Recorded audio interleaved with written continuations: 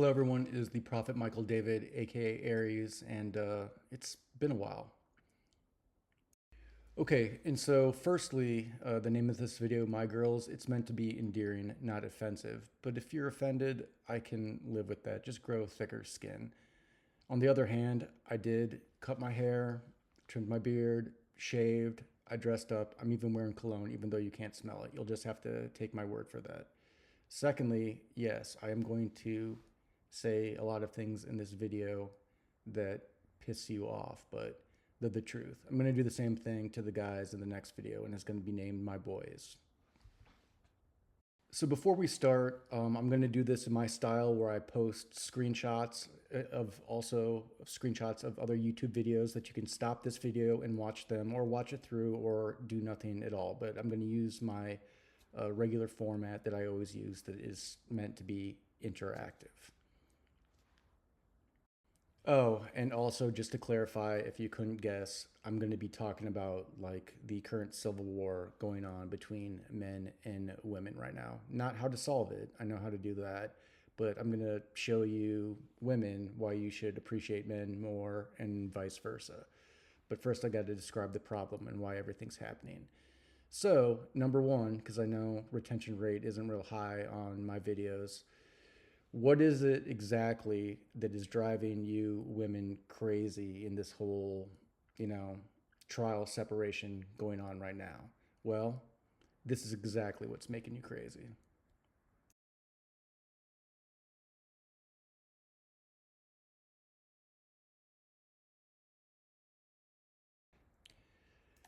So that is a YouTube video that is titled When Your Cat Loves Your Boyfriend More Than You. And there are, I've watched dozens, if not hundreds, of these videos.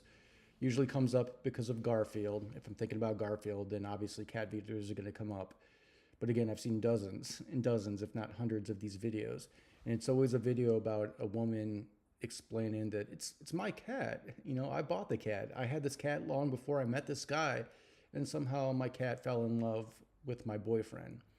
And whatever you think about men and everything, and that guy in the picture, you might not consider him attractive, but damn if that cat doesn't find him attractive. I mean, my question would be, does that cat look like he or she is faking it? I can't always tell the gender of cats. Which brings me to my point of what you're really craving from men right now that you are missing and you don't really totally realize it psychologically. Um, the magic of both sexes is our brains, women's too. We just think differently and we can learn a lot from each other. And women's magic is in your reproductive system, your ability to create life out of death, not nothingness. Only God can do that. But you do create life out of death. I mean, the Haagen Dazs and pickles that you're craving when you're pregnant aren't alive. They were once alive as a cucumber on a cucumber plant, and the milk was part of a live cow. But they're not alive when you're eating them. They're dead, and you somehow turn those dead calories, those dead atoms, into a real human being. But the magic of men is this, our touch. Yes, we have the propensity to do great harm to each other, to ourselves, to women, but we can also build or fix almost anything. Some men are better than others, but our touch is magic. And that's why all of those cats and dogs, it's not a romantic relationship, but they want physical touch from a man and not a woman, because no matter what you think, you cannot touch another being like a man can. You know, a woman's touch means subtlety in a lot of ways, but a man's touch, we're magic. And that's what you're really craving. It's not so much the lack of companionship, kind of, or sex. I mean, touch is used during sex if you're doing it right, but you're not really missing the sex. It's more the touch of a man itself. Heard stories about one woman like got brushed on by a plant and imagined a guy touching her. Another one was taking a warm shower and imagined a guy hugging her, which brings us to another part about your psychologically. But again, lastly, we're magic. Our touch is magic, and that is what you are craving the most right now, whether you realize it or not. Okay, nextly, why are men so pissed off at you all right now, and what's the real cause? And whether you guys believe it or not, the main culprit here is men all banded together, or a lot of men, 100 million men just in America, to treat you with the same way that they feel like you've been treating them, and now they're only giving you as much respect as they feel that you've given them, especially in the near times of social media. And that amount of respect is zero. They are giving you zero respect because they feel like you are giving them zero respect back. And if you're like, okay, well, what do you mean by like, what are men saying when they, want more respect? Well, it's that stuff that Aretha Franklin sang about back in the day. Here's a screenshot of a YouTube video.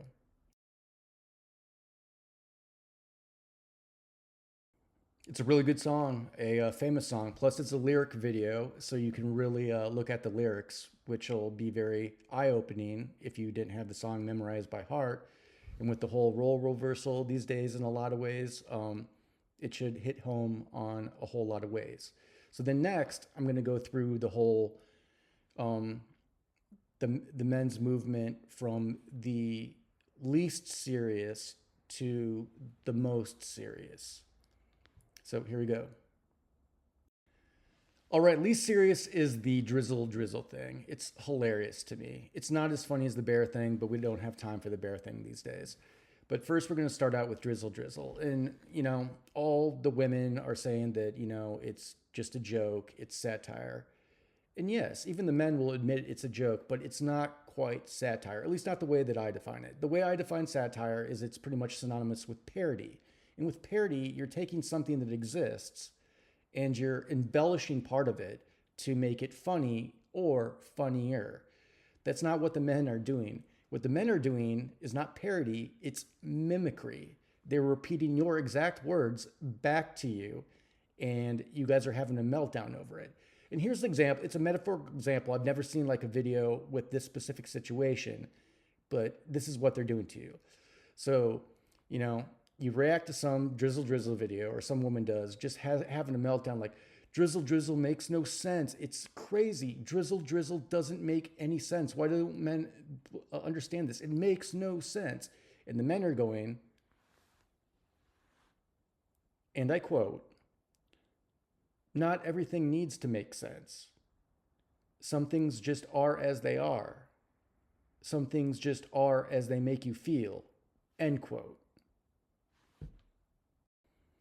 All right, next one, which is more serious, is the whole 50-50 thing, especially on, the first date or the first few dates, because they obviously feel like you've been farming them and using them as paychecks, which you have been, or free meals, which you have been. And it's called going Dutch. Not that the Dutch invented this. It's been around for a long time, and I have no reason culturally, or I don't know why the Dutch started doing that. I didn't look it up and everything. But that's basically what they're looking for. If you're interested in dating them, especially early on, and if you're modern women that have your own money, you should be able to pay for half of the first few dates or anything. And if you don't like this and you're one of the women that refuse to do that, then make sure you talk to the guy before about that. Hey, you're paying for, if he asks you out, it'd be like, you asked me out, so you got to pay for the meal. Him say, well, then I retract the offer, So if you guys really want to get to the head of this, bring it up front and then talk about it. And if the guy backs out, is like, nah, I retract the offer, then that's how it goes. But this has been around for a long time.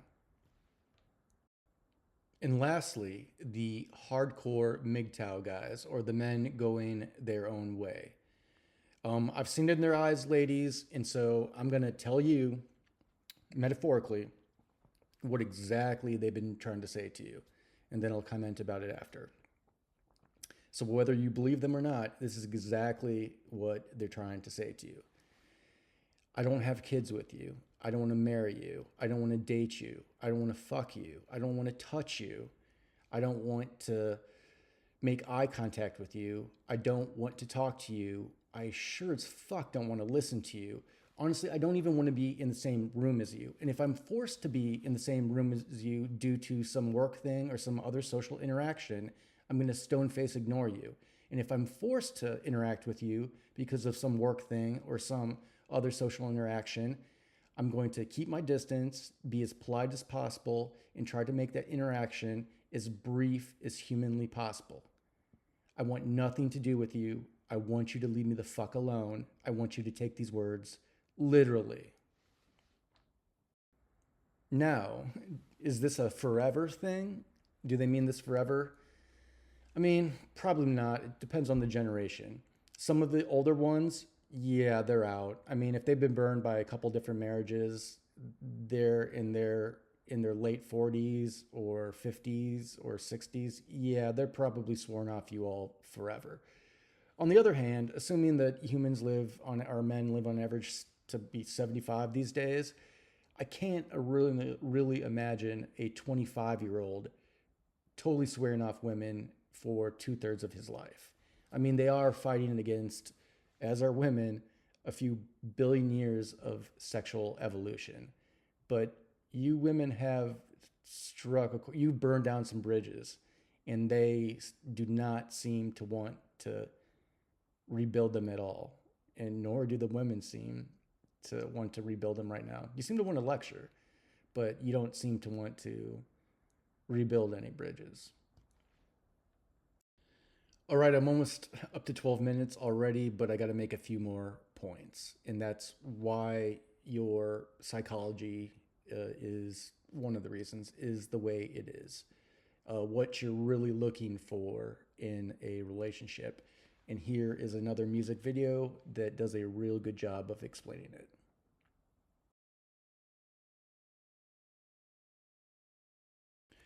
As you can see, that is the music video Beautiful by Mariah Carey featuring Miguel. And it's a very good video and a very good song. That's the explicit one.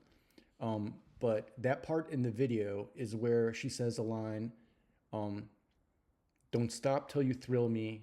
Oh, how you thrill me. And just the way she sings it with her voice and everything just gives you tingles, both men and women. And that's really what you all are looking for, is thrill. And I will kind of define that more later, but we got to do one more music video.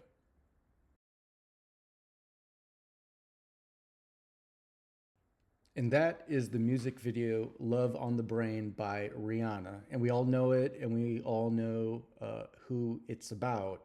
But that video or song might as well be named Chad and Tyrone, because she keeps saying over and over, it must be love. It must be love on the brain. Because if it's not love, what is it?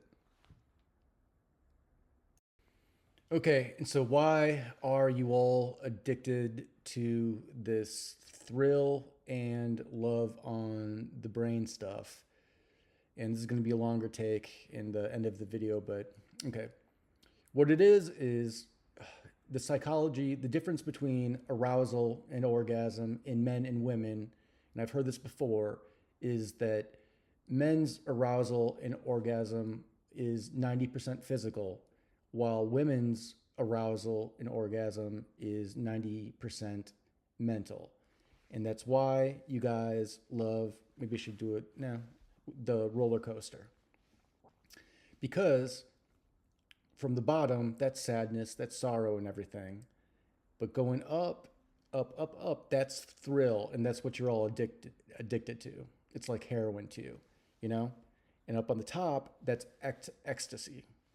But then you can't stay up there forever. Otherwise, you get bored and it starts going down anyway. And then something bad happens and you're sad again. You're crying on TikTok because you break up or something. But then you meet a new guy, you know, and fall in love again. And then you have thrill again. To put it in the most drastic ways, it's kind of like one of the worst things for women is actually having a wedding day, because it's the day when everybody treats you like a princess. Everybody. That's like the pinnacle of happiness for you, you know? And even the honeymoon after that is like down a little bit and everything. And then you have normal life and you get bored and you're, oh, now I'm sad. And you can't tell the difference between sadness and bored. And so you're sadder and you're sadder and sadder and, reminisce, watch your old wedding day and everything. And you wonder why can't I ever be that happy again? And you're like, there's no way I can ever be that happy again. Well, there is one way. So you get divorced and then you're sad and sad about being divorced and you kind of regret it. But then you meet a new guy and he proposes to you and you get married again and oh, you got a wedding day again where everybody treats you like a princess again. But then the same cycle happens, and that's why you have women that end up with 3 marriages or whatever, kind of regret the divorces and everything, don't really have a reason. They say, I was just unhappy with the guy. I fell out of love and everything. Well, what's happening now is that for many reasons, you're not getting the rebound. All the men are like, nah, you're persona non grata. If you're divorced or a single mom or whatever, I'm not even going to entertain the thought because it's just going to end in tears, my tears and everything. So, in a nutshell, that's what it is. You guys are addicted to thrill, which is why you love the bad boys. And also why even being happy doesn't make you happy. And the way this totally manifests itself is I've heard many terms in the past, but it's because, and this goes into the seduction, why the whole hot and cold thing with the F boys and Chads and Tyrones turns you on so much is it's called, amongst other things, fracturing. The way to induce arousal or seduction in a woman is not to always be nice to her, because if you do that, eventually nice becomes boring and then she's not happy with you anymore. So what they do, the women, way to seduce women, I'm only doing this to tell you what happens to you, not to train other people to do it, is like when you dress up for a date with the guy you're really interested in, you're like, and he doesn't comment at all on how beautiful you look, and you spent like 3 hours, getting ready. So you're offended, you're angry, then you're confused, you're going around to different emotions. And then you finally maybe say something like, how do I look? Or how do you think I look? Or how do you like this dress? And he's just like, yeah, it looks fine. So then you're like, who does this think he is? I look beautiful. Does he not know how long it took me to get to look like this?